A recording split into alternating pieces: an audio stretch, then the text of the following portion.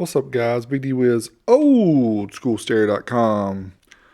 What we have here tonight is a Pioneer head unit that I got as a backup to the Alpine you see here.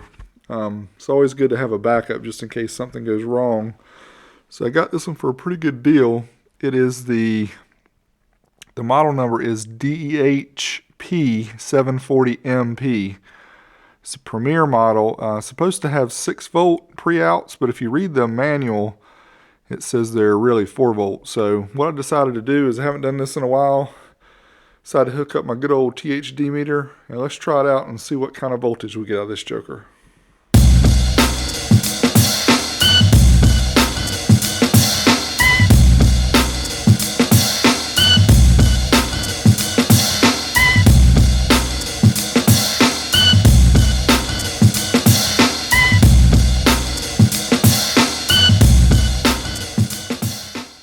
So here we have the SMD DeMoore Engineering DD1 test disc. As you can see, track 2 is the 1 kilohertz 0 dB. That's the one we're going to use. So let's go to track 2. And we'll pause it here for just a second. And again, I'll walk you through the way I have it set up. The DD1 comes with this little RCA splitter, which goes to a probe and a little alligator clip. So I've got it hooked up here into the Panasonic distortion meter.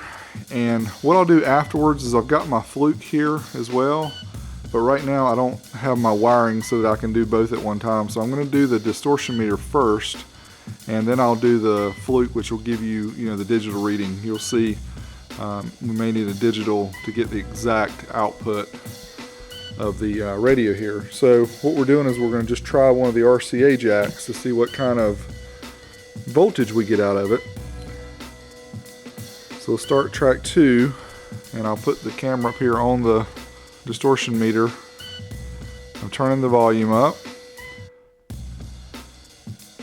and I'll explain the way I have it set. I'm going to turn it back first to the setting. Okay, so here on the left I have it set for 1 at the end being 10 volts. So we're between 4 and 5 volts here. And on this end I have it set at 1% distortion. As you can see, we're way less than 1. So I'm actually going to change that to 0.1. And that's pretty dang clean. So according to the head unit, let me turn it up 1 and turn it down 1. On volume 60 of this head unit, we're getting, it looks like about 4.6 to 4.7 volts of really, really clean output. Almost as clean as the Alpine, but not quite. Looks like about 0.15 or 0.16% distortion. And I'm sorry, 0.015. Because remember, we have it set to the 0.1 being at the very end. So this will be 0.01. So it's like 0.015. So pretty clean. I'm impressed so far with this head unit. So what I'm going to do next is, I'm going to hook up the fluke here to the output, and we're going to see exactly what the voltage is at volume 60. Alright, I've got the fluke plugged in. I still have it on volume 60, which we know is the cleanest, or the highest voltage clean output. So I'm going to unpause it, and we'll check the digital voltage. Looks like we're getting 4.77 volts. And I was able to connect the Panasonic distortion meter and the fluke at the same time. You can see that's pretty dang close. I think this THD meter is pretty close to being dead on. And there again is the distortion, 0.015%. Extremely, extremely clean head unit, this Pioneer DEH-P740MP Premier model. Alright guys, so there you have the test of the Pioneer DEH-P740MP here on the Old School Stereo test bench, testing the voltage output and the THD. The other thing I want to tell you guys real quick about this head unit, it's pretty unique. I think Pioneer made a few models like this, but this one you can actually use the speaker level outputs, so you can use the front channels for your front speakers, and you can actually bridge the rear outputs to go to a subwoofer or a mono speaker, which is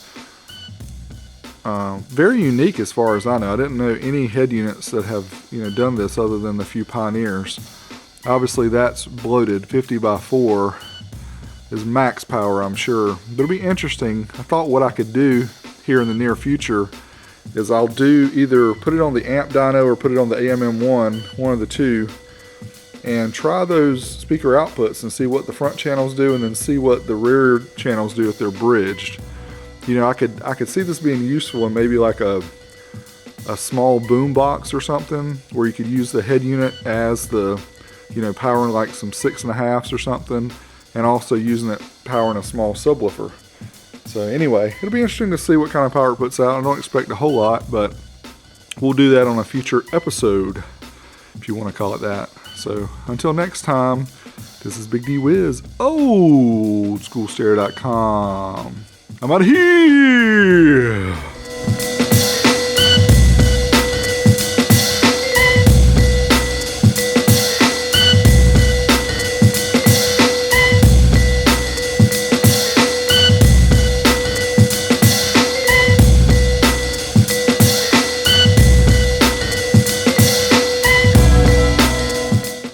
And just a special feature for you guys who like Oscopes.